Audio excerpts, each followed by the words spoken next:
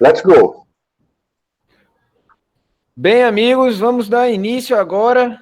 Chama. Vai, professor, fala aí o fala meu para a gente poder começar. Vamos embora. Boa tarde, molecada. Já falei com ele. Embora. Pode ir. Eu vou iniciar, viu, Diego? Mariana aqui tá distraída. Pode ir. Vai lá, Tenete. Chama na grande. Então, boa noite, professor. Boa noite, colegas. Eu fui responsável de apresentar a estatística, o número de complicações do mês de abril, foi o meu primeiro mês na geral. O orientador, né? Como todos sabem, o Dr. Paulo Hayek. A gente tinha combinado para hoje complicações e óbitos ou um seminário? Os dois. Porque... Tá bom, vamos embora então. Professor, abri. Já estava no corcheirinho. É só bronca. Certo. Tá bom. Também. Pronto, na análise sumária do período. Cadê a tela? Bom, professor? Cadê a tela? Tem que clicar onde tem o nome de todo mundo. Tem 8 cabecinhas aqui. As cabecinhas com o nome 8. Só clica e bota em cirurgia geral apresentação. Pá, clica em cima que ela fica no... Eu cliquei, mas não está aparecendo só... Agora está aparecendo Diego.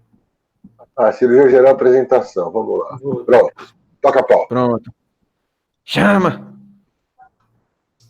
Pronto, na análise sumária do período, a gente vê o número de internações foram de 12, o número de altas, 9, número de cirurgias realizadas, 16, sendo elas 4 eletivas, 12 de urgência e nenhuma ambulatorial. Número de cirurgias suspensas, 0. Número de cirurgias canceladas, também 0. A gente não pode dizer que nada tem seu lado bom, né? Isso aí, pelo menos isso, né? 0 de suspensa.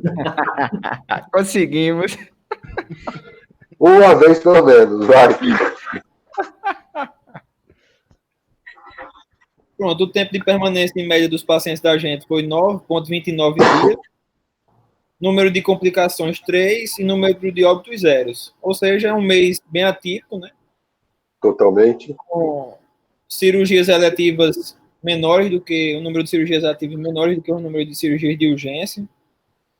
As cirurgias eletivas que foram realizadas, a maioria oncológica, o paciente internou, deu para resolver direitinho, deu para operar, não teve suspensão nem cancelamento. E o tempo de permanência dos pacientes alto, porque os pacientes que ficaram da gente são pacientes crônicos. Ronaldo, teve uns pacientes também que ficou esperando exame para realizar procedimento, aí também alargou o tempo de internação. Enfim, é um mês bem atípico, né? Como todos já esperavam. Totalmente.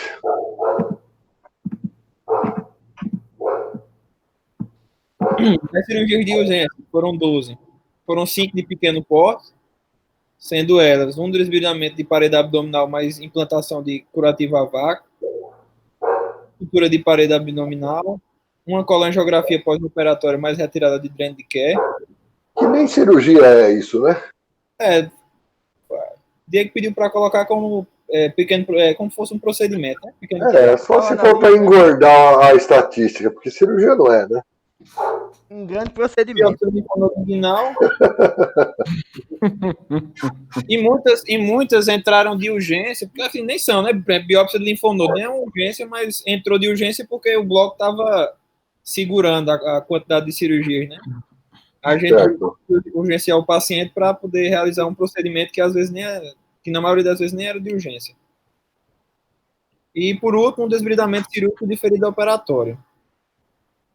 De médio porte foram 5 também, um toalete cavitário mais reestrutura de parede abdominal, uma colestectomia via laparoscópica mais colangiografia intraoperatória, uma via laparoscopia mais colostomia alça e drenagem do abscesso perianal, uma laparotomia exploradora mais esterografia mais rafia de parede abdominal, mais a posição de 7 compressos, inclusive com a cirurgia que o Dr. Paulo Hayek participou. E outra laparotomia exploradora, mais revisão de hemostasia, mais retirada de 7 compressas, que foi a reabordagem dessa quarta cirurgia. De grande porte foram 2. Uma traqueomia, uma vagotomia troncular esquerda, mais reconstrução em Y, e uma laparotomia exploradora, mais enterectomia segmentar, jejunostomia, mucosa de íris e xistografia. E a coleta total? Pronto, no mapa tava como se fosse uma eletiva. Meu Deus. Tá. Volta só um pouquinho para cima. O que é uma vagotomia troncular esquerda? Na verdade, seria o anterior, né? Que seja. Professor, foi relatado na cirurgia desse paciente que só foi conseguido isolar o vago à esquerda. Que no caso seria na região. Quer dizer, não achou outro vago, é isso? Não achou.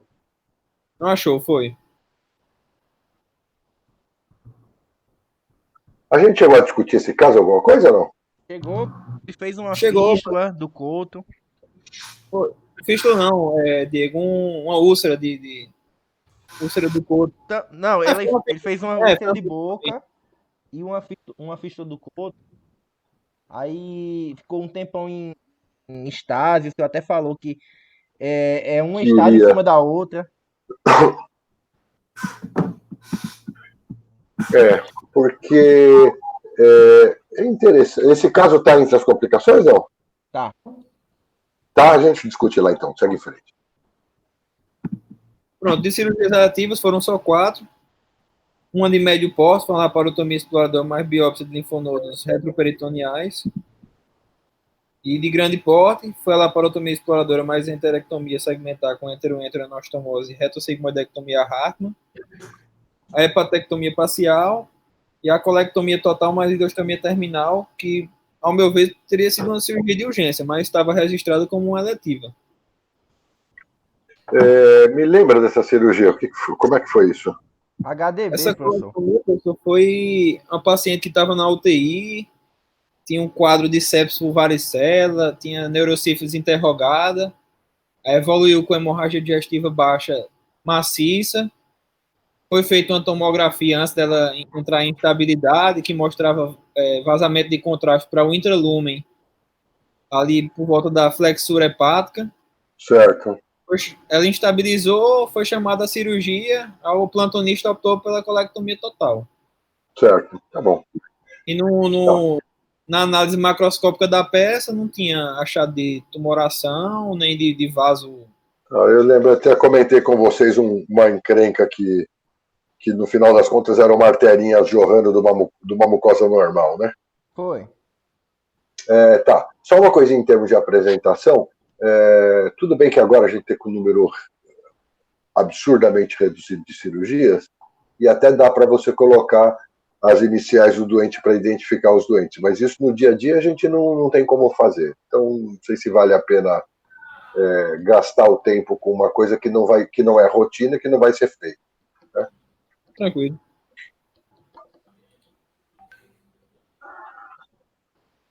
Cirurgias ambulatoriais 0. Aí participações de cirurgiões.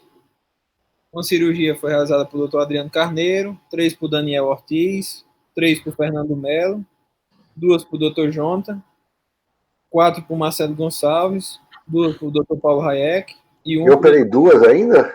É porque considerou aquele dreno. Tá bom.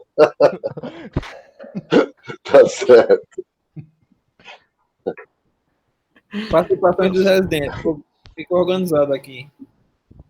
Diego Fominha participou de 11 cirurgias. Miserável. Desbridamento de parede abdominal mais curativo a vácuo. Não precisa escrever elas todas. Não. Participou de 11 cirurgias. Matheus, o R2, segundo colocado, participou de 4 cirurgias. Aí, porra! Participou de 3. Begnailson 1. Sara R1 participou de 2 cirurgias. Chama. Olha elas, mano. Participou de 5. Eu participei de 3 cirurgias e Vitória de 2 cirurgias.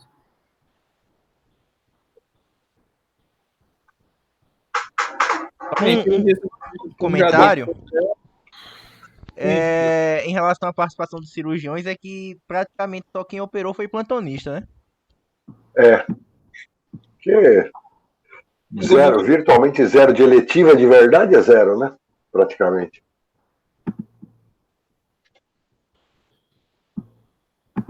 Bem, cirurgia suspensa 0, cancelada 0. Aí, de complicações, a gente elegeu 3. Só deixa eu já falar uma coisa a respeito disso. Não deixem nunca de ter em mente que isso que a gente está fazendo é um documento, né? Isso é um documento, ele fica arquivado, é coisa da clínica cirúrgica. Então, a maneira de colocar não é um paciente de Dr. Marcelo Gonçalves. Então, é FP, 60 anos masculino, né? Em pós-op de pleuroscopia, Marcelo vai entrar o nome dele. Eu estava rodando a tela aqui.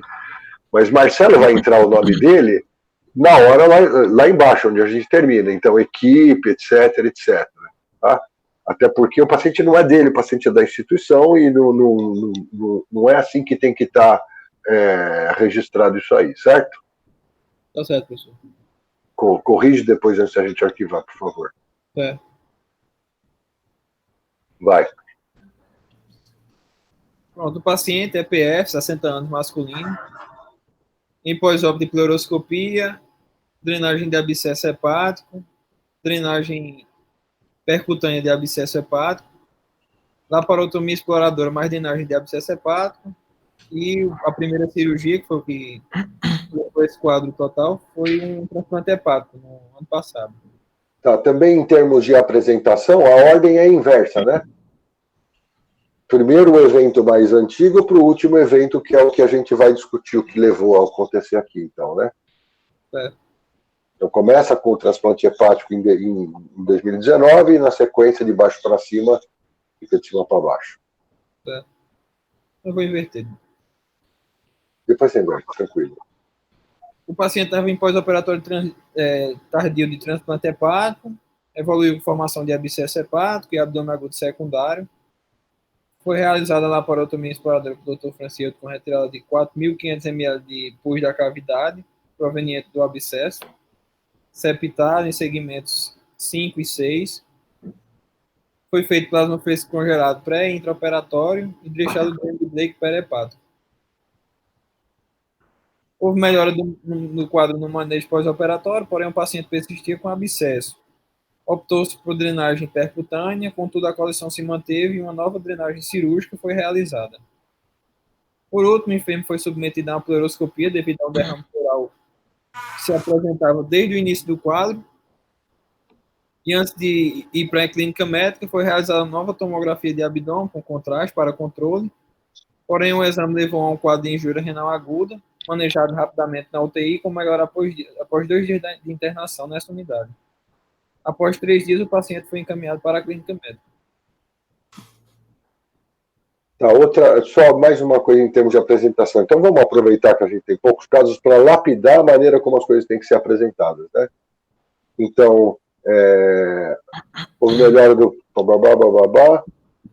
optou-se por drenagem percutânea, realizada no XPO da drenagem, certo? Contudo, a coleção se manteve. Uma nova drenagem cirúrgica foi realizada no XPO do evento que a gente tratou, que foi a primeira drenagem. Então, a gente toma como ponto inicial a primeira drenagem feita na clínica cirúrgica, e os outros eventos são designados em tantos dias de pós-operatório em relação ao procedimento que a gente realizou. Isso serve, inclusive, para que a gente tenha uma ideia clara de como foi a evolução deles, uma evolução curta, aguda, porque é o seguinte, você diz, olha, ele foi operado e no pós-operatório ele foi reoperado por saída de secreção entérica pela ferida operatória. Se isso aconteceu no primeiro PO, tem um significado. Se isso aconteceu no 10º PO, tem outro significado completamente diferente. Por isso que é importante para a gente poder discutir que esses dados sejam colocados em termos de pós-operatório em relação ao primeiro evento que a gente realizou, certo? Certo. Todos, no caso, em relação ao primeiro, né?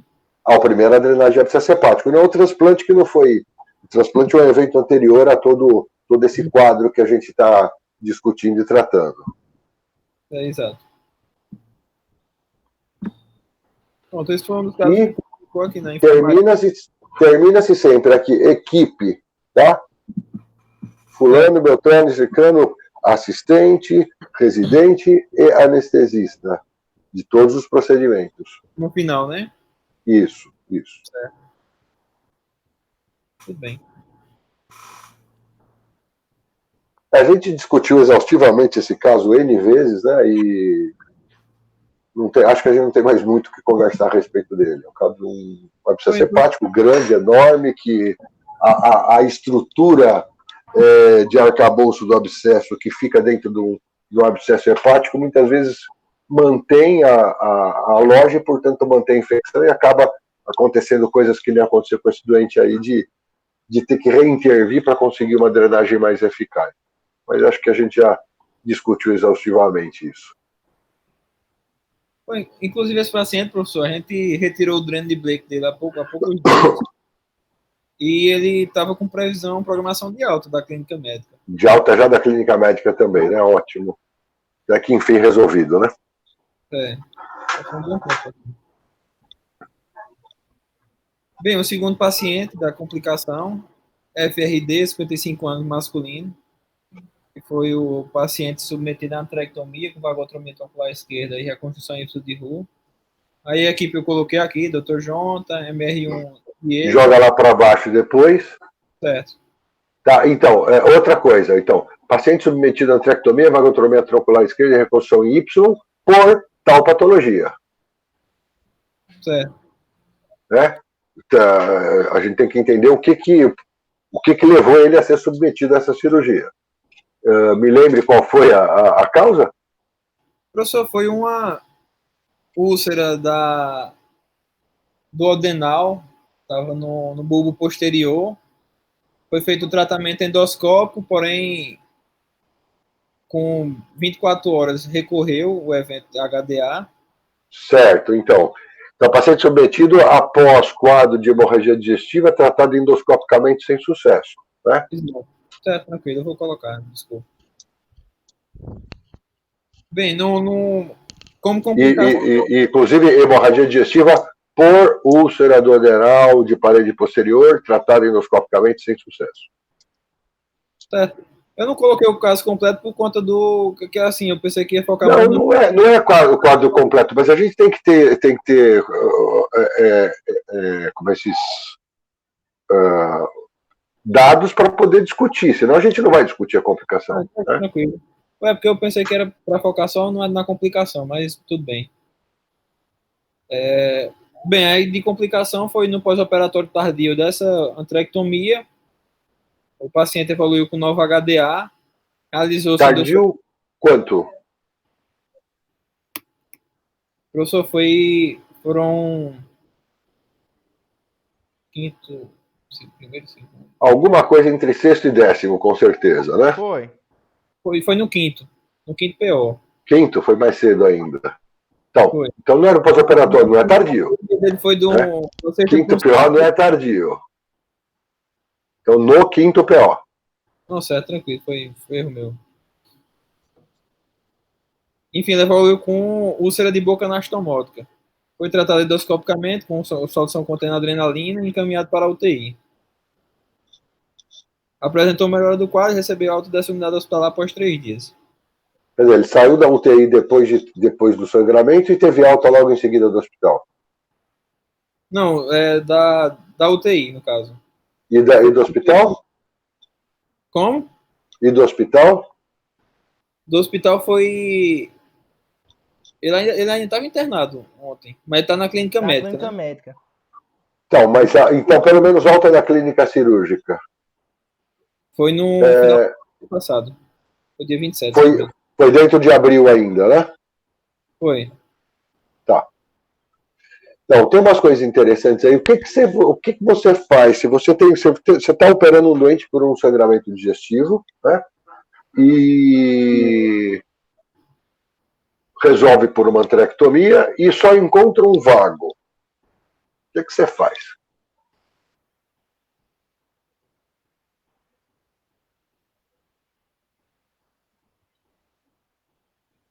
Alguém vai falar, não? Ou ninguém está afim? Eu sou afim até estou, o problema é que tá fugindo aí a ideia. Liga mesmo. Então, qual é o grande problema? Se a cirurgia planejada foi uma antrectomia com vagotomia, por que você associa uma vagotomia troncular a uma antrectomia, primeiro de tudo? Isso é uma coisa que a gente virtualmente não discute, porque a gente praticamente não trata mais doença péptica cirurgicamente, né? Então, o planejamento de uma terapia cirúrgica para doença péptica hoje é uma coisa que não faz parte do dia a dia mais, né? Então, se você planeja uma antrectomia, né, por que você tem que fazer uma vagotomia troncular? Ou seletiva, seja lá o que for.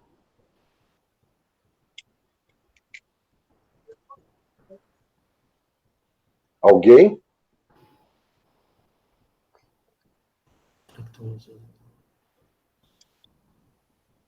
Nenhuma ideia? Diego só fica com essa cara sorrindo aí no canto, querendo falar e não fala. Fala, meu.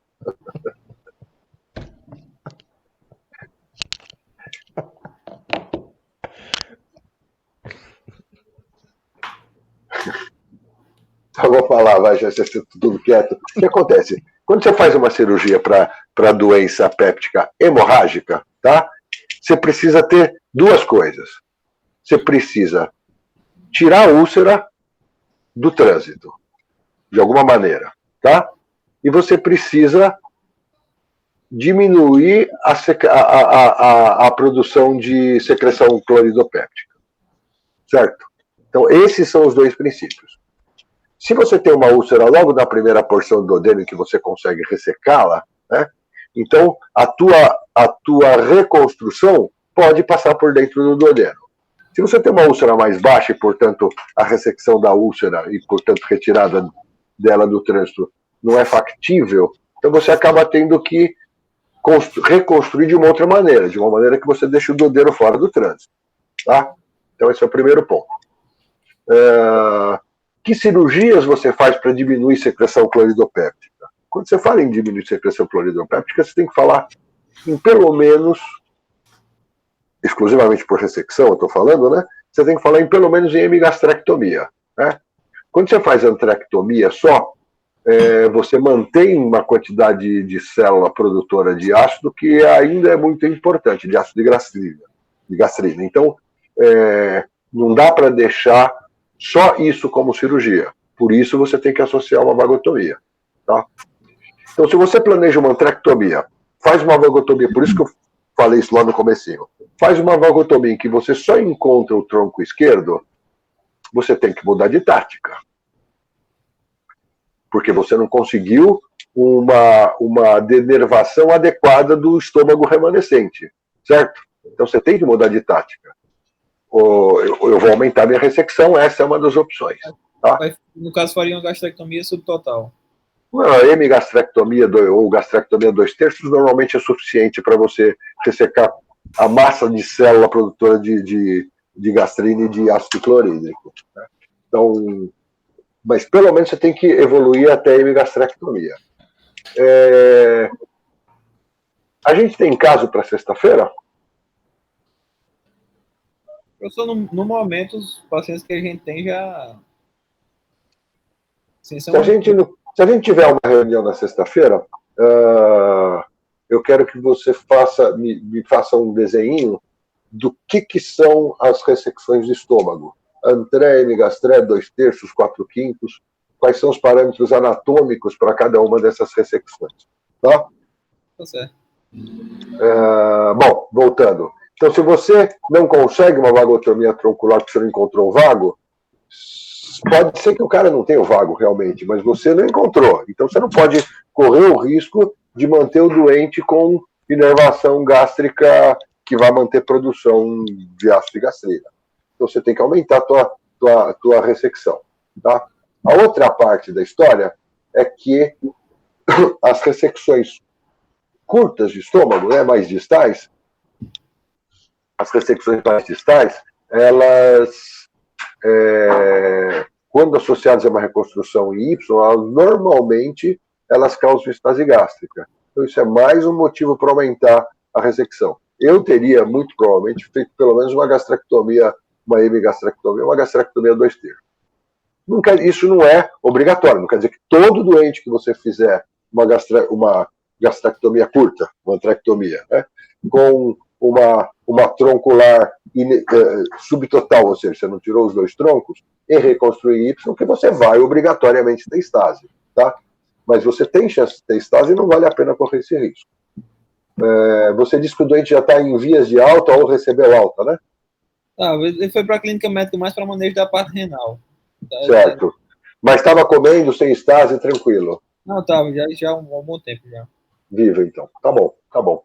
Professor, entenderam direitinho essa sequência ou não? Fala. Só para tirar uma dúvida que foi até discutido com o pessoal que passava a visita, né, os staffs.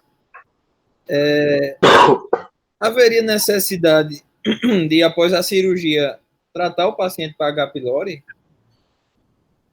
Porque alguns staffs levantaram que sim, outros disseram que não havia necessidade. Ele não tinha diagnóstico de Helicobacter, né? Não. Tá. Sem diagnóstico de Helicobacter, sem tratamento. A única situação em que você trata mesmo com Helicobacter sem diagnóstico ou com diagnóstico negativo é quando você tem linfoma malte, né? Essa você trata de qualquer jeito, certo? Num doente com doença péptica, eu preciso ter diagnóstico de Helicobacter para tratar o Helicobacter. Qual é a função, não, o mecanismo que o Helicobacter funciona na doença péptica? O que ele causa?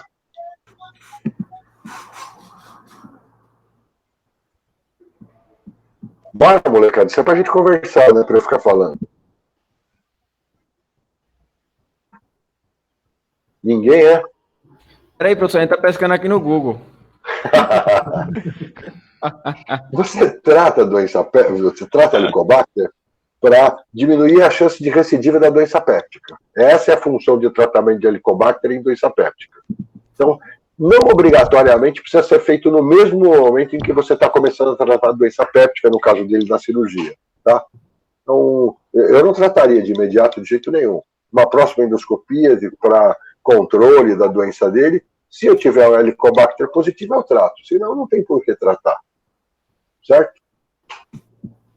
Certo. Algo mais? Tem essa outra paciente, a terceira paciente que a gente viu de complicação. É a paciente do senhor. Em 60 anos, sexo feminino, estava em pós-operatório tardio de colestectomia, mais CPR é pré e pós-colestectomia, mais colangiografia intraoperatória.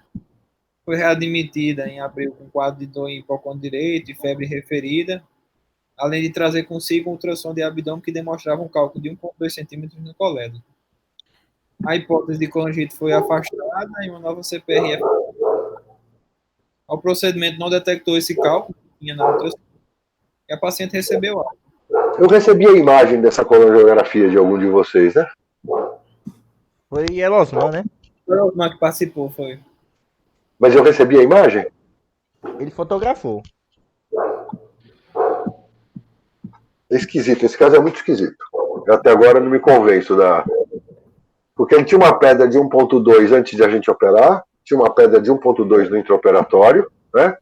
E tinha uma pedra de 1,2 no pós-operatório tardio. Muito esquisito isso. Eu acho que ela esteve aí o tempo inteiro. Talvez com a papilotomia ela tenha conseguido migrar entre a segunda papilotomia e a... Não sei. Não sei. Nessa muito esquisito. ela, Osman disse que não foi feito papilotomia. Ela já tinha uma papilotomia feita, né? Não precisou fazer. Ele passou o balão, passou essas coisas e não desceu e não achou nada, né? Exato, foi. E a radiografia também não mostrou nada. Isso é o mais importante. É isso? Foi isso, professor. Porque se você passa o balão e não vem pedra, mas a pedra está lá, significa só que você não conseguiu pescar a pedra, né?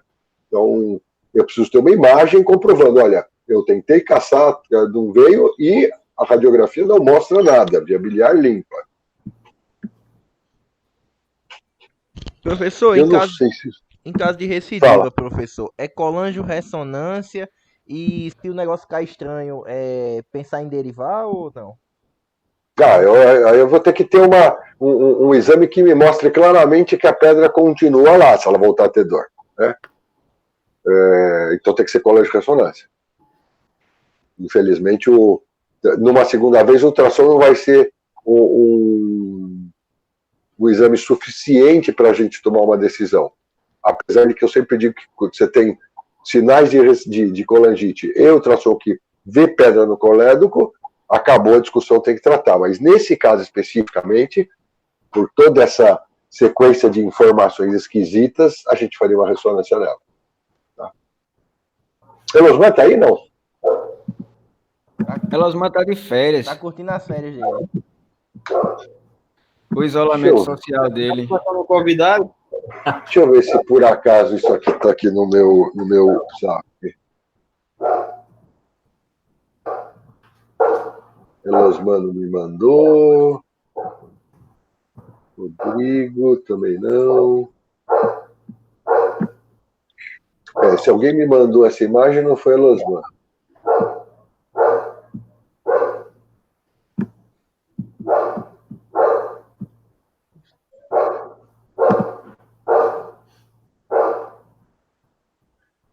Quem é que tem esse cachorro que não para de latir? É o Rodrigo.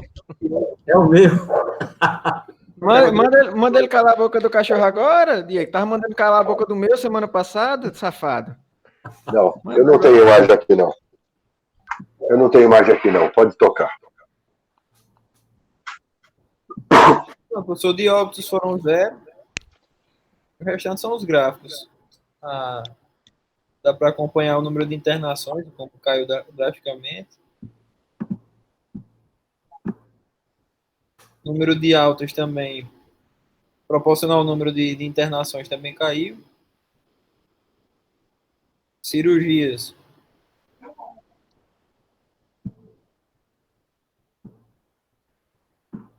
Aí a comparação de cirurgias eletivas e cirurgias de urgência. Até pelo perfil do hospital, né? A maioria eletiva. Mas isso é característico de período parado. Greve, paralisação, seja lá o que for, esse número sempre inverte. Isso é bem característico. Graças a Deus é a primeira vez que vocês estão tendo isso. Que seja a última. Cirurgias ambulatoriais 0.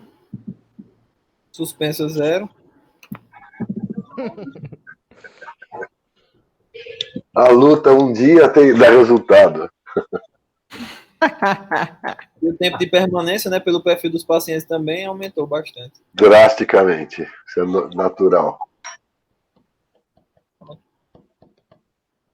Foi isso. That's it. Ok. Mariana. Ok.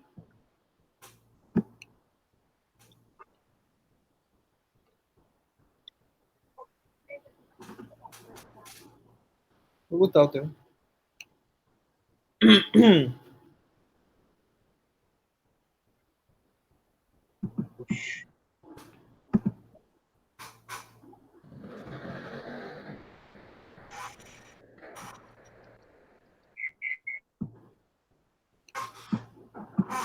Ei, professor, tá massa. Dá para ver o senhor de 2 ângulos aqui. Eita, mudou. Agora não dá mais, não.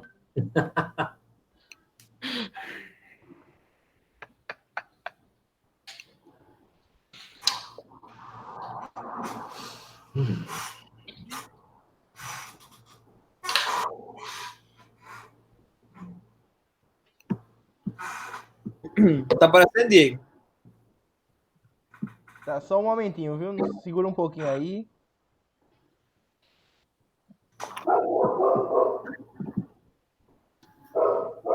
Aqui, por mim, tá tranquilo. Esse pessoal tá conseguindo ver aí a imagem. Aí, tá aparecendo? Tá um slide meio rosa. Meio rosa. Só avisa quando puder começar, Diego. Quem manda é você. Hã? Quem manda é você aí. E doutor Paulo, que eu acho que foi tomar uma aguinha. Segura um pouquinho. Tá.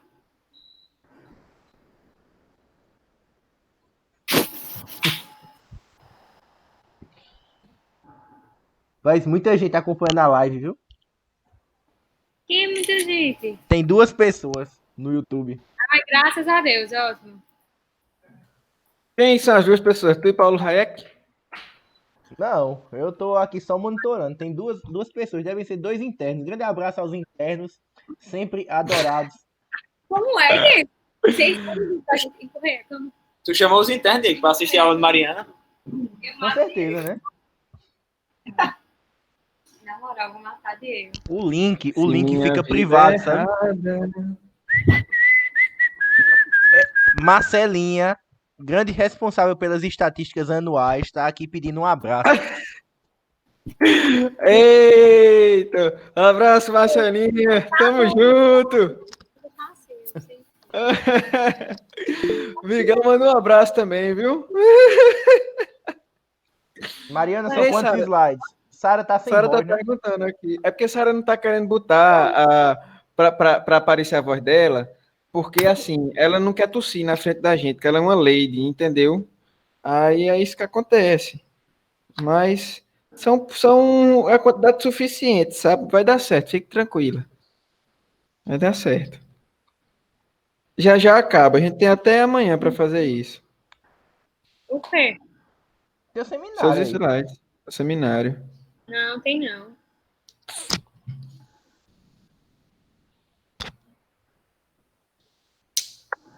Mas eu vou... Cadê?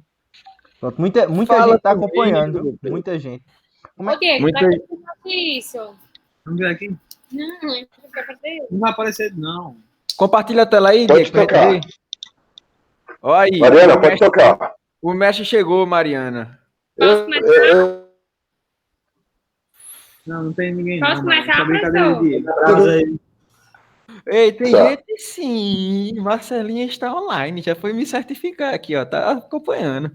Eu posso Professor, começar, isso é a live da cirurgia geral, professor. A gente está sendo acompanhado pelo YouTube. Diego colocou aí, está transmitindo essa live agora. Vai, Mariana. Posso começar, professor? Por favor. Olá, boa noite. Meu nome é Maria. Vou apresentar o seminário sobre atendimento inicial ao politraumatizado. Primeiro, com a definição, sendo politraumatizado aquele que apresenta lesões em 2 ou mais sistemas de órgãos, onde pelo menos uma ou uma combinação delas representa algum risco de vida para o doente. No paciente politraumatizado, a gente tem uma distribuição trimodal das mortes, tendo 3 picos de incidência, sendo o primeiro nos primeiros segundos a minutos, causado geralmente por lacerações em cérebro, aorta ou medula. O segundo é nos primeiros minutos a horas, geralmente por hematomas epidural, subdural. E o terceiro é após dias a semanas. O atendimento inicial pós-traumatizado requer que o tempo seja ágil. Então, tem uma sequência que permite que seja feita toda uma avaliação e reavaliação dos pacientes, sem que seja perdido muito tempo. Que tem alguns passos, sendo eles a preparação... Melhorou? A preparação, a triagem, a avaliação primária com reanimação, as medidas auxiliares a essa avaliação primária, a necessidade de transferência do doente, a avaliação secundária e história, as medidas auxiliares a essa avaliação secundária, a reavaliação e monitorização contínua após a reanimação e o tratamento definitivo. Como já dito, essa sequência deve ser vista várias vezes para que possa ser notada alguma modificação que o doente apresente. A primeira fase, que é a fase de preparação, é dividida em fase pré-hospitalar e hospitalar. A fase pré-hospitalar tem como função primordial de notificar o caso ao hospital de destino, dando ênfase à manutenção de via aérea, ao controle da hemorragia e choque, à imobilização do doente, ao transporte imediato e às informações sobre hora do acidente, mecanismo de trauma, informações que possam influenciar o tratamento. A fase hospitalar se corresponde ao planejamento antecipado. Como o hospital vai estar ciente do doente que vai estar a caminho, ele se prepara para recebê-lo, através de EPIs, equipamentos, materiais e exames. A segunda etapa dessa avaliação inicial é a triagem, onde os doentes vão ser classificados de acordo com as suas injúrias e a necessidade dos materiais para seu tratamento e os locais que oferecem esses materiais, sendo assim feita a escolha do hospital para qual o doente vai ser transportado. A triagem se baseia em 2 tipos principais de acidente, o que tem múltiplas vítimas e o com vítimas em massa. Nos casos de múltiplas vítimas, o número de doentes não excede a capacidade de atendimento. Sendo assim, a prioridade é dada para aqueles que apresentam risco de vida ou traumatismos multissistêmicos. Excede a capacidade de atendimento. Sendo assim, a prioridade é daqueles que têm mais chance de sobrevida. O terceiro tópicozinho da avaliação inicial é a avaliação primária com reanimação. Ela consiste no ABCDE do trauma, que é uma sequência onde são priorizados os principais... É uma sequência que prioriza os maiores riscos de morte. Ela é composta pelo A, via aérea com proteção da coluna cervical, B, ventilação e respiração, C, circulação com controle de hemorragia, D, disfunção e estado neurológico, e E, exposição e controle do ambiente. O ABCD pode ser avaliado rapidamente, só com a pergunta de a identificação do socorrista e a pergunta de qual o seu nome e o que aconteceu. Quando essa resposta é adequada, a gente pode concluir que não tem um comprometimento maior desse ABCD. A letra A. Vamos ver a manutenção da via aérea com proteção. Deixa eu só... Vocês estão me ouvindo? Estou. Estamos, professor. Volta um pouquinho no anterior. Esse, professor. Aliás, volta um pouquinho lá no segundo. Mais um pouquinho. E? Isso, esse aqui. Não sei se você vai destrinchar um pouquinho mais essa distribuição trimodal. Vai ou não? Não, acho que não. Então, deixa eu falar, tem uma coisa muito importante sobre isso aqui. Deixa eu fazer antes uma pergunta para vocês. Quem de vocês já fez o TLS? Os R2. R2, Rodrigo. Todos já fizeram? Já fiz há um tempinho. Tá bom. Então, o importante dessa distribuição trimodal é conseguir... Você falou, né, que é mais ou menos 50% são os que morrem logo no primeiro momento, né? Mas é importante a gente conversar sobre o que a gente pode fazer para diminuir esse número, né? Isso é uma coisa que faz parte de toda a sequência do que a gente vai falar durante o ano em termos de atendimento ao trauma. O que a gente pode fazer para diminuir esses números, essas complicações, essas mortes? Então, o que se pode fazer para diminuir as mortes que ocorrem nesse primeiro pico, nesse primeiro momento? Professor, eu acabei esquecendo até de falar. No primeiro pico, a influência maior para diminuir seria a prevenção do acidente. Né? No segundo pico seria mais um bloco social. No terceiro pico, eu acredito que seja mais a parte do atendimento hospitalar mesmo. Desculpa que o cachorro e uma falhazinha que está dando no seu microfone, eu não ouvi o que você falou a partir do segundo pico. Não, eu falei só que no primeiro pico, o principal seria, no caso, a prevenção, né, do acidente. Então, que tipo de coisas que estão... isso é importante. O que pode fazer em termos de prevenção? Isso é que vocês têm que... Respondeu aqui. Oi? Educação no trânsito... Evitar álcool em direção. Lei seca, essas coisas, né? Que... Diminuir a violência. Mas violência interpessoal também. Diminuir desarmamento populacional, infelizmente, mas essa é uma maneira de você conseguir diminuir isso aí, né? A gente não vai entrar nesse mérito dessa discussão nesse momento. Melhora de segurança veicular, melhora de segurança de trabalho, tudo isso está incluído nessa conversa nossa. E no segundo pico? Senhor? E no segundo pico? No segundo pico, a maior influência é no atendimento, né? Quando ele é bem feito, o atendimento inicial. Essa é a função do ATLS, né? De início, mexer e tentar diminuir a incidência de morte exatamente nesse segundo pico. E o terceiro? O terceira que seja mais o atendimento hospitalar, né? Depende, não vê tanto. O terceiro é diretamente... Pode falar. Está diretamente ligado à assistência ao paciente no ambiente hospitalar. Que aí, no caso... Diga aí. Pode falar, desculpa. Dizer que é justamente isso, porque normalmente nesse terceiro pico, já está até escrito aí, na parte de infecção, seria mais o tratamento mesmo do paciente, das complicações decorrentes do acidente em si. O que é consequência do atendimento inicial, né? Você começando bem Esse é o ponto. Esse é o ponto. É muito importante que vocês tenham claro que uma série de complicações que acontecem durante no pós-atendimento inicial, que vão acabar evoluindo com complicações com insuficiência renal, com sepsis, com etc., que vão causar esse terceiro pico de morte, né, que é mais tardio, eles estão diretamente relacionados à qualidade do atendimento inicial. Né? Então, os 50% que morre antes, a gente ainda vai demorar um bom tempo para conseguir fazer alguma coisa sobre isso. Mas todos os outros 50%, a gente tem como agir com um atendimento de qualidade, um atendimento organizado, etc. A gente vai agir em todos os 50% de óbitos que ocorrem, que não são do momento inicial. Então, volta lá para frente, vai seguindo para frente para ver onde é que tinha uma outra coisa que eu queria falar. Eu vou passando devagar. Vai passando. Aí. Volta. Então, uma outra coisa importante, quando a gente fala em triagem, onde a gente vai escolher se eu vou dar prioridade para o doente que tem risco de vida, né, ou se eu vou dar prioridade para o paciente que tem maior chance de sobrevivência. Tá? Isso é uma conta que leva em conta a tua unidade, o teu time e você, certo?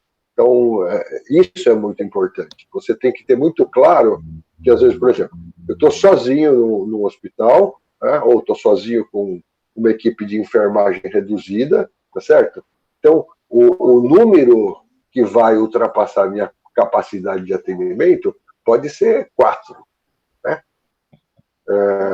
Se eu estou num grande serviço, num serviço que tem o número pode ser 50, 100. Então, vocês têm que ter claro que é a soma de todas essas coisas. É o serviço onde você está trabalhando, o teu time e você. Né? Você, por exemplo, eu tenho um doente que precisa de uma laparotomia para sobreviver, certo?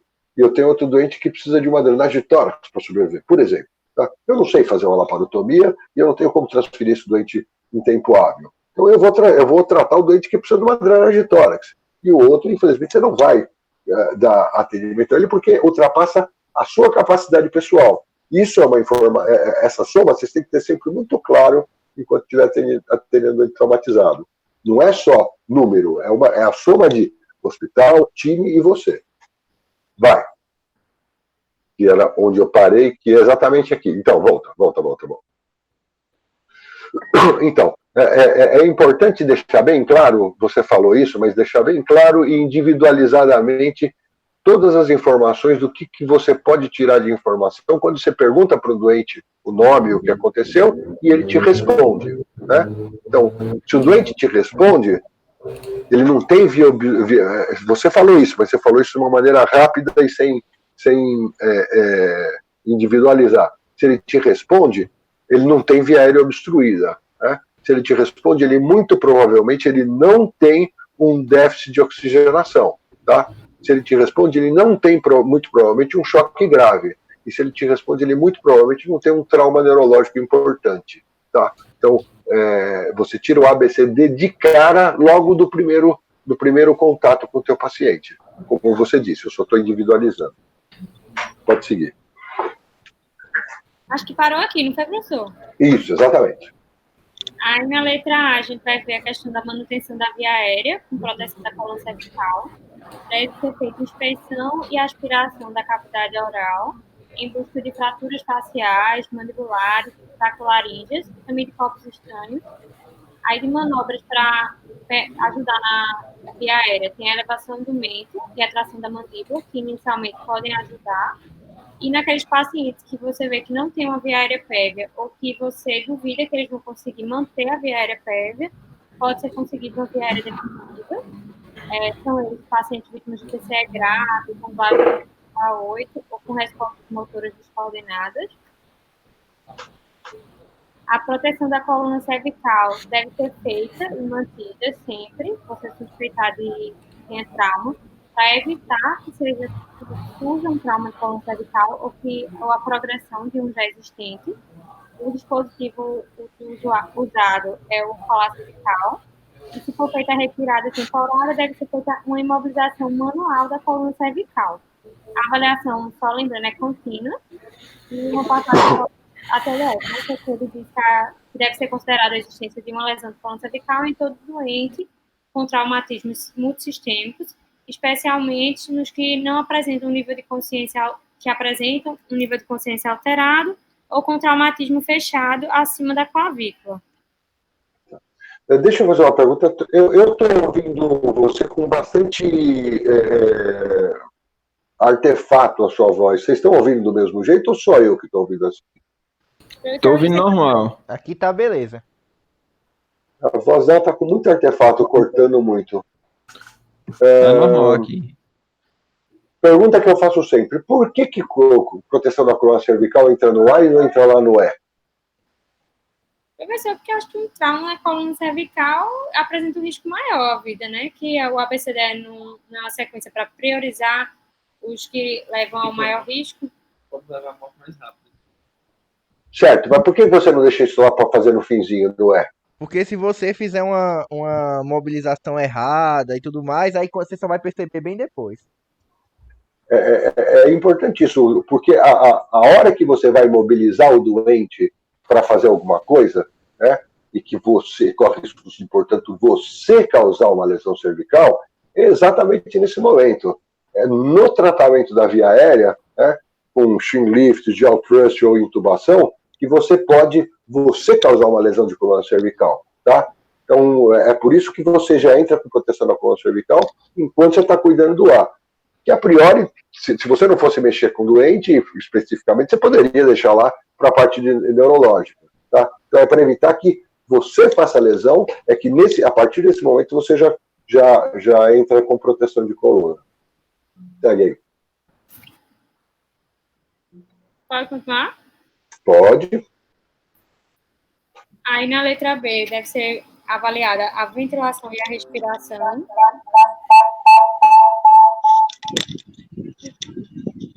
Deve ser feita a exposição do pescoço e do tórax e realizada a ausculta, a inspeção, a palpação e a percussão.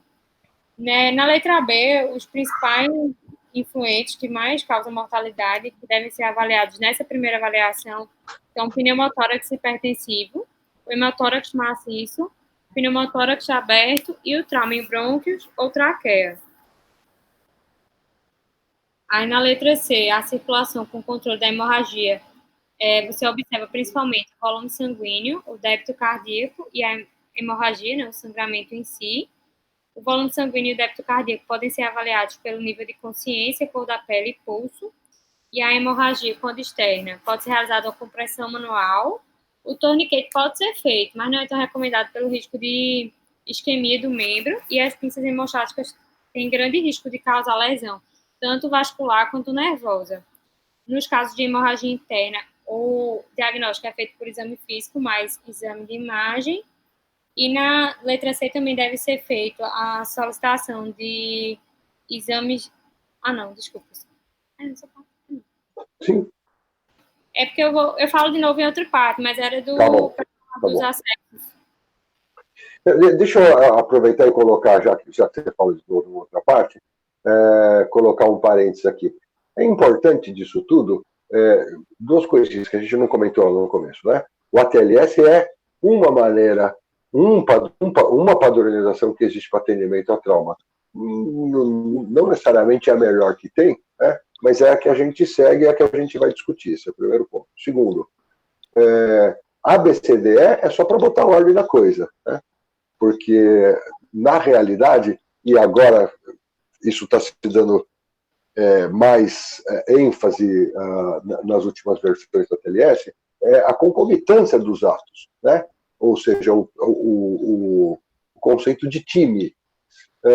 É muito interessante isso, que... Deixa eu dar umas datas para vocês. O ATLS começou em 90 aí? Alguém lembra de cabeça? Acho que 90, professor. Não sei não. Eu acho que o primeiro curso de ATLS no Brasil deve ter sido em 91, 92 no Brasil. 92, né? Eu acho.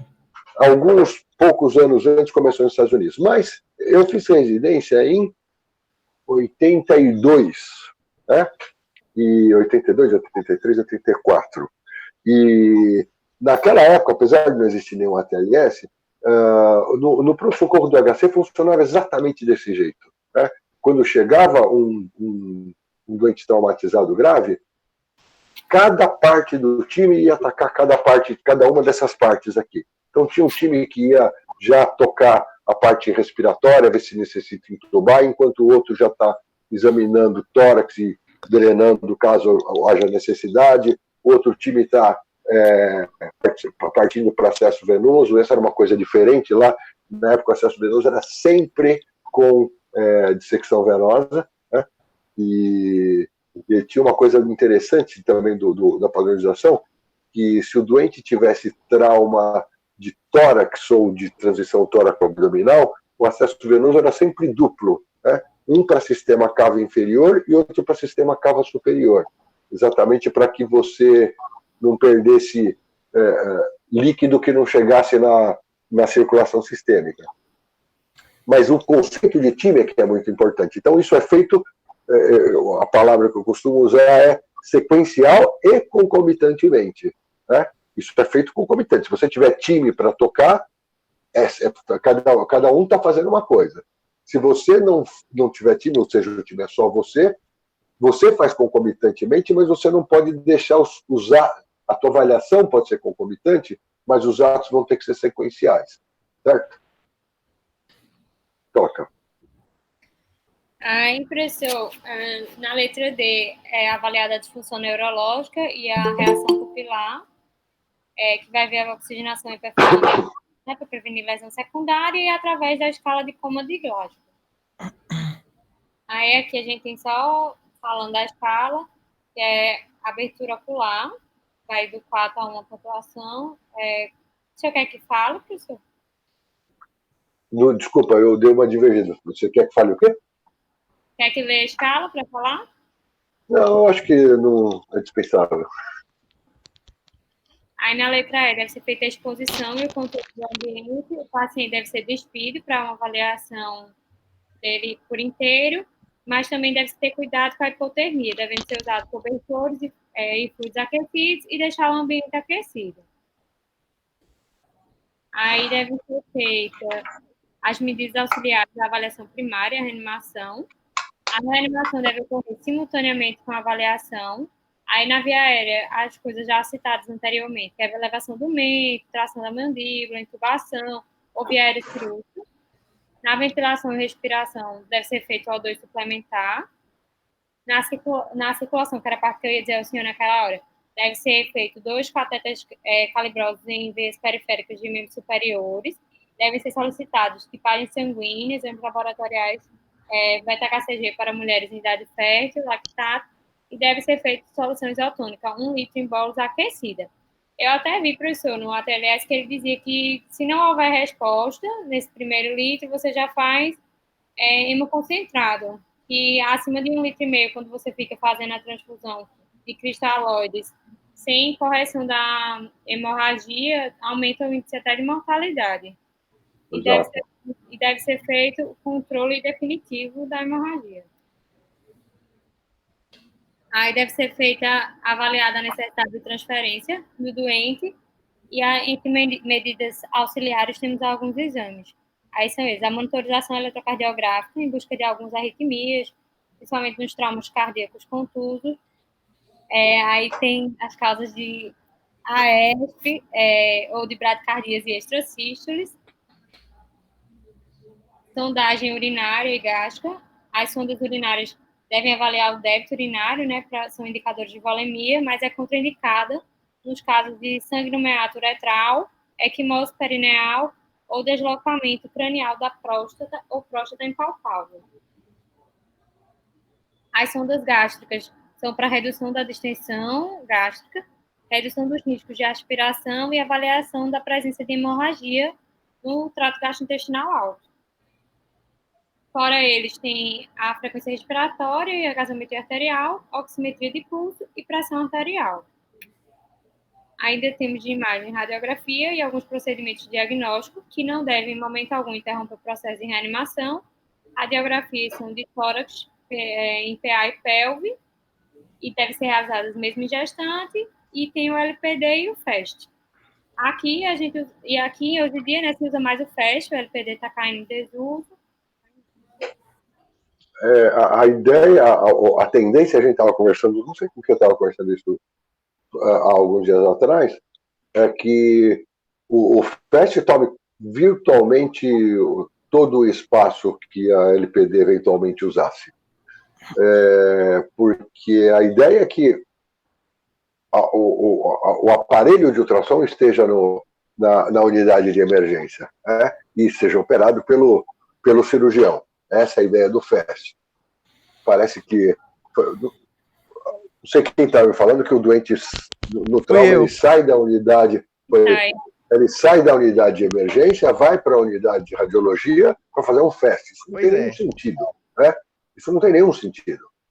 Ou ele sai porque ele vai fazer o exame de imagem, aí ele vai fazer o exame de imagem completo, ou ele faz o FAST lá na unidade de emergência. Seja pelo cirurgião, de preferência, ou se você tiver time que o radiologista possa ficar na sala de emergência, pelo radiologista, né?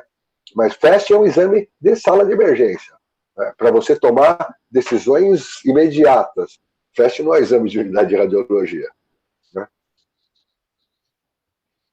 Aí temos considerar a necessidade de transferência do doente, né, que é a comunicação entre o médico, o atendente e o que irá receber o doente, e deve ser feita monitorização durante o transporte.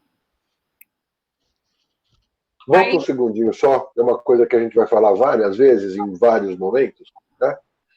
Mas a necessidade de transferência do doente é uma coisa que tem que ser avaliada lá no comecinho, na hora que você começou a atender o doente, né? Quando você começa a atender o doente, você já tem que pensar se esse doente vai ser tratado dentro da sua unidade, do seu serviço, ou ele vai precisar de um outro serviço para continuar o tratamento dele, né? E eu volto de novo no mesmo preceito que eu coloquei no ponto de triagem. Quando que o doente tem que ser transferido? Quando ele excede capacidade tua ou do teu serviço, certo? Então, lá no comecinho, quando você começou a atender o doente, você vê que ele tem uma lesão vascular, por exemplo, que você não tem condição de tratar, você já de início começa os procedimentos para fazer isso que você está falando, né? Comunicação, etc, etc. A disponibilização do transporte que você vai necessitar, isso começa lá enquanto você está examinando e reanimando o doente, né? A decisão tem que ser tomada lá, porque se você toma depois que termina, você reanima, aí você está perdendo tempo, certo? Então a decisão é lá no comecinho. Vai. Aí vem a avaliação secundária e a história. E a avaliação secundária só deve começar ao final da primária e quando também os mecanismos de ressuscitação tiverem sido realizados. Aí deve ser feito um exame da cabeça. E falta uma frasezinha. O secundário começa depois que a avaliação inicial, a ressuscitação inicial tiver sido iniciada e o doente estiver estável. Quando os sinais vitais estiverem estabilizados. Deve ser feito um exame físico da cabeça aos pés, deve ser colhida toda a história clínica do paciente. Aí na história, como já tinha sido citado antes, deve ser perguntado, né, o mecanismo do trauma, se foi fechado, penetrante, se teve lesões térmicas, se era um ambiente de risco, há quanto tempo, se teve outras vítimas, e tudo isso ajuda a avaliar o trauma que o doente sofreu. Aí tem um mnemônico amplo que é usado para fazer a história, que o A representa alergia, o M, medicamentos de uso habitual, o P, passado médico ou pré-ex, o L são líquidos e alimentos ingeridos recentemente, e o A é ambiente e eventos relacionados ao trauma. O exame físico deve, como já dito, ser da cabeça aos pés, incluindo a cabeça, estruturas maxilofaciais, pescoço, coluna cervical, tórax, abdômen, pelve, períneo, reto e vagina, e sistema musculoesquelético e sistema neurológico. Na cabeça devem ser investigados a presença de lacerações, contusões, fraturas e avaliação ocular. As estruturas maxilofaciais também devem ser feitas a palpação da parte óssea, avaliação da oclusão dentária, o exame intraoral e avaliação de partes moles. No pescoço e a coluna cervical deve ser realizada inspeção, palpação e ausculta, avaliando a sensibilidade da coluna cervical, a presença de enfisema subcutâneo, desvio de traqueia ou fratura de laringe. No tórax deve ser feita inspeção, palpação, percussão e ausculta. Lá no começo, você lembra que tinha sido falado, né, dos principais que representavam mais risco de vida. Aí agora a gente vai avaliar novamente a presença de pneumotórax hipertensivo, aí já entra o tórax instável, o hemotórax e o tamponamento cardíaco. Aí deve ser solicitada a radiografia de tórax. No abdômen fica a questão do LPD e FEST, que o senhor já comentou, principalmente em casos de hipotensão inexplicada, lesões neurológicas ou com alterações do sensório, como em casos de pacientes alcoolizados. E a tomografia fica para os pacientes que estejam estáveis hemodinamicamente. Períneo, reto e vagina... Deixa eu só colocar uma...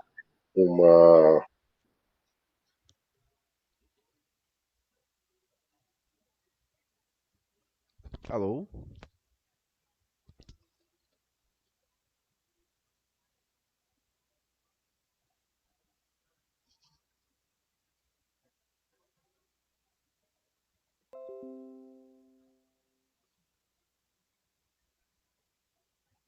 No HC tem uma...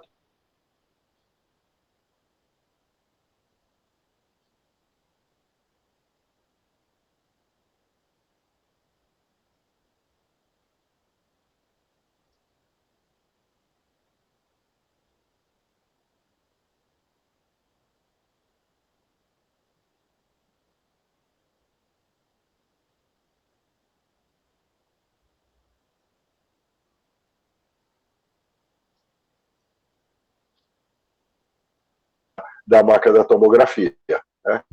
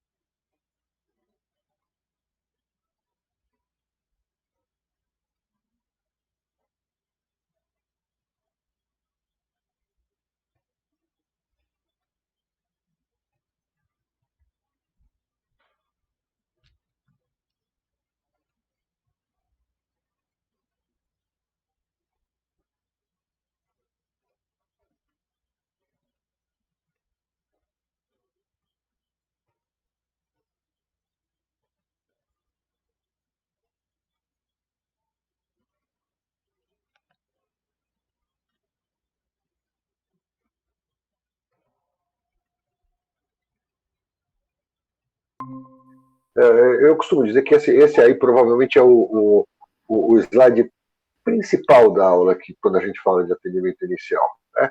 É reavaliar e monitorar o doente continuamente. Cada vez que você tiver qualquer tipo de alteração na evolução que estiver fora do que você está esperando, você volta para o começo. Então, reavaliar é provavelmente o ponto mais importante do atendimento adequado do politraumatizado grave.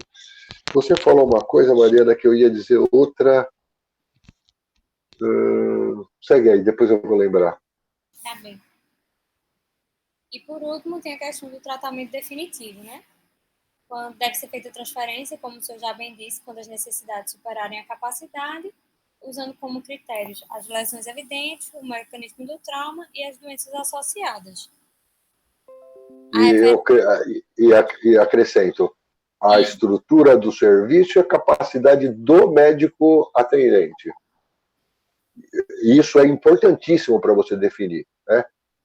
Não é só as lesões, você tem que sempre pensar no que você tem no teu serviço e quanto você consegue dar de resolutividade para o teu doente.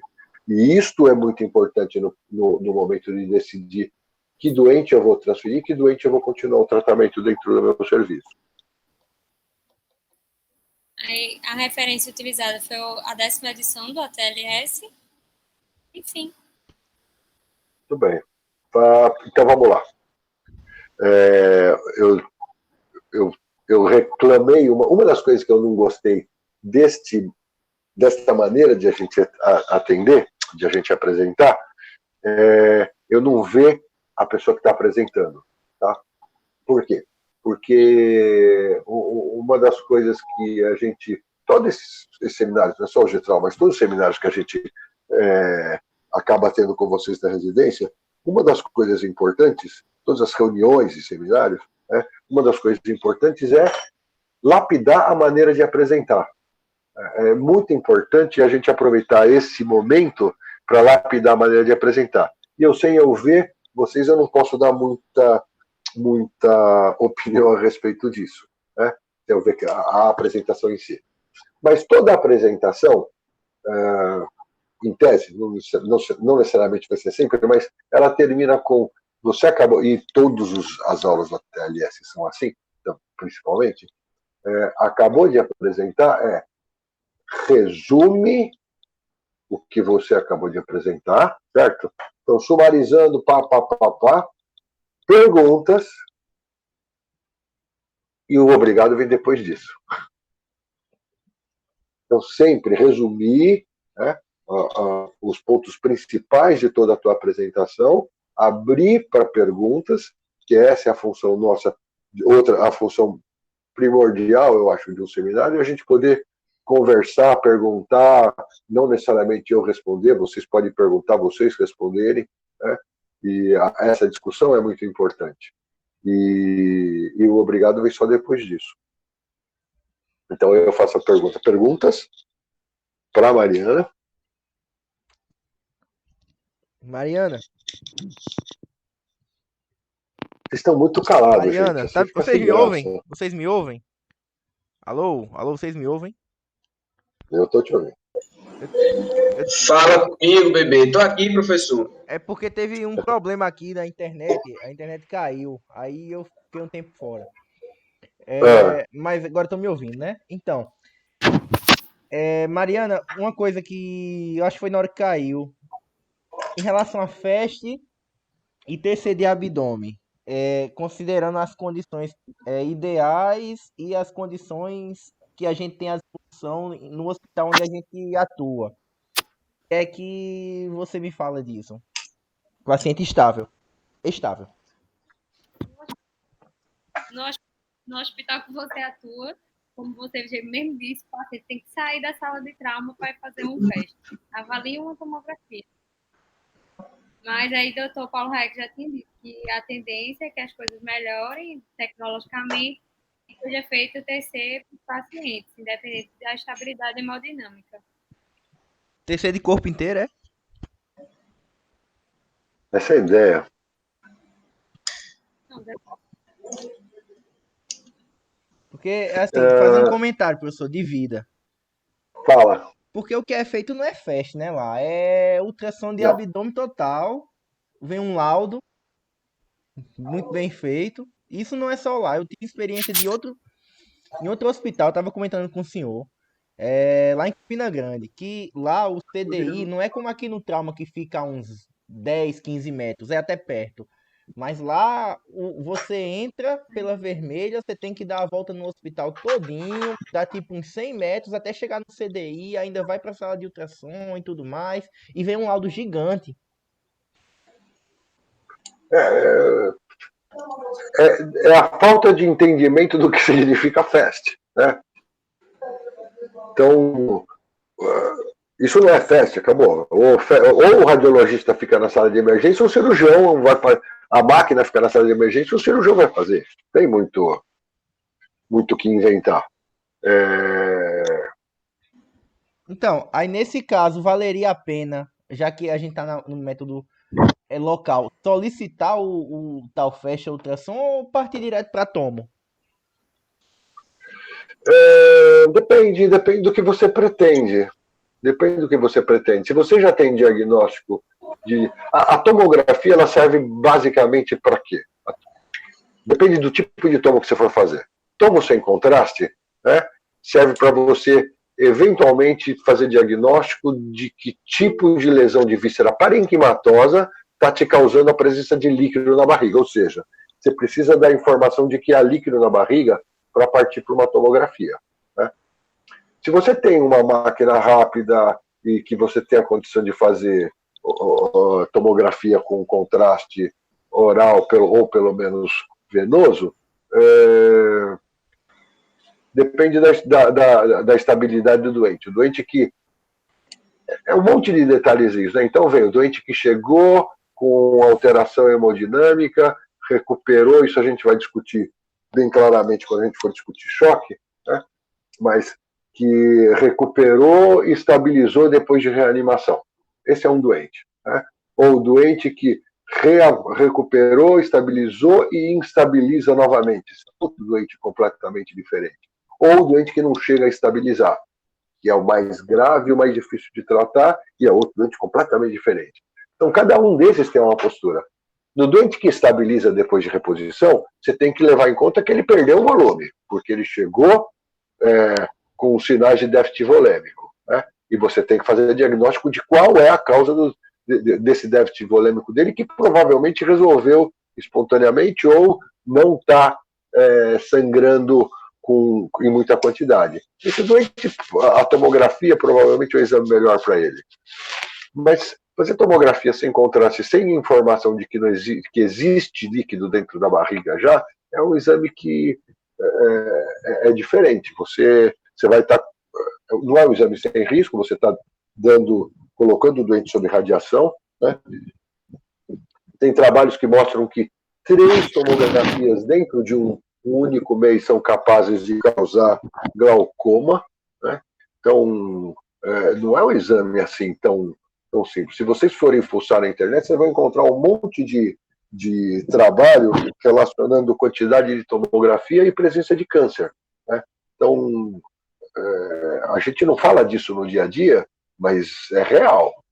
Então, e ultrassonografia é um exame papum, resolve, ele pode ser feito quantas vezes for sem nenhum tipo de problema para o doente, a priori ultrassom.